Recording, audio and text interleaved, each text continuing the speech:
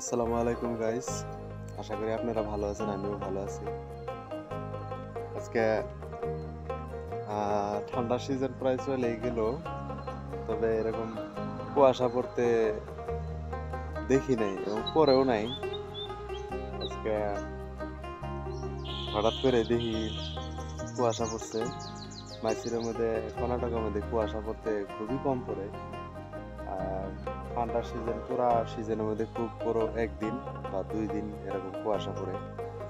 আজকে তো সেই কুয়াশাটাই পড়ছে।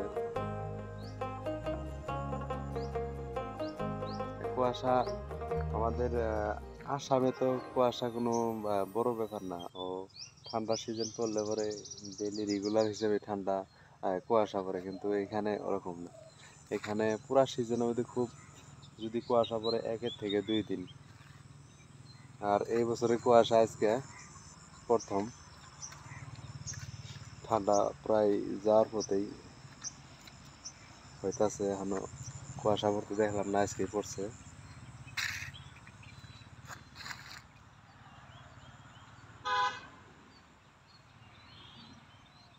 চারপাশটা একটু দেখাই।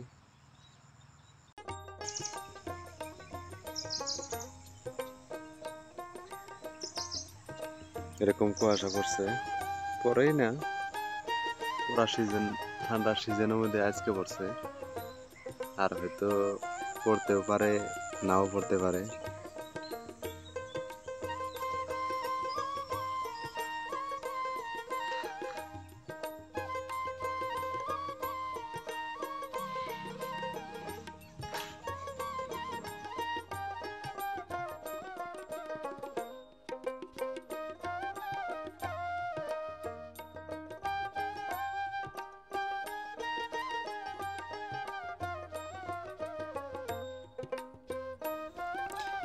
তো আজকে এখানে গাঁয়ের ভিউটা দেখা গেছে, গাঁও গাঁও যেন লাগতেছে।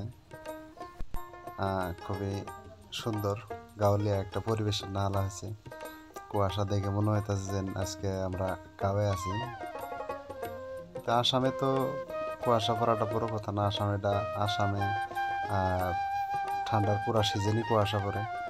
তো এখানকার জন্য, মাইসুর কর্ণাটকের জন্য, এখানকার জন্য নতুন নতুন বলতে পারেন।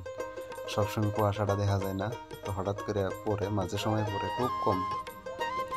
তো দেখেন চারপাশটা খুব সুন্দর কুয়াশার মধ্যে, ভালোই দেখা যায়। এখানে সামনে একটা পার্ক আছে, নতুন করে পার্ক হইতেছে। জায়গাটা অনেকই ভালো লাগে, সুন্দর।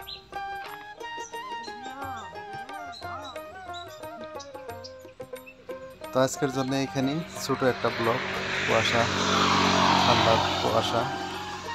তো সবাই ভালো থাকেন। আসসালামু আলাইকুম রহমতুল্লাহি ওয়া বারাকাতুহু।